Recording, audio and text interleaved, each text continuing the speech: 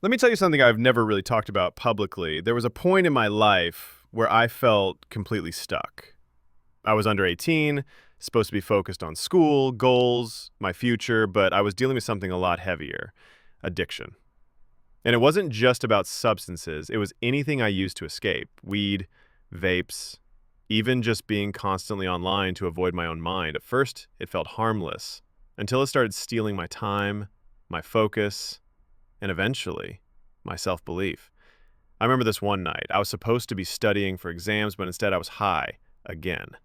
I told myself, I'll stop next week. But that same line became a routine. Weeks turned to months. And meanwhile, my dreams? They were getting dustier and further away. One day, my little sibling came into my room, looked at me like I was a stranger, and asked, "Why are you always like this?" That hit different.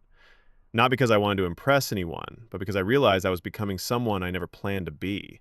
I wanted to be successful. I wanted to travel. I wanted to make my mom proud. But I was too busy escaping the pain rather than facing it. So, how did I get out? I started small, not a massive 180 overnight, just little things. I wrote down 3 goals every week, even if they were tiny. I replaced my escape habit with something new. I hit the gym, even if it was just walking or punching a bag. And here's the hardest part: I cut off people who fed the addiction. Not because I didn't care about them, but because I had to care more about my future. I had to stop making the addiction my identity. I had to stop saying, that's just who I am. No, that's who I was while I was hurting, but I didn't want to hurt forever. If you're watching this and you're under 18, feeling like you've messed everything up already, you haven't. I promise you, you're still early. But you have to stop giving your future to an addiction that gives you nothing back but guilt and lost time. The version of you that's clean, focused, free, that version exists and it's waiting for you.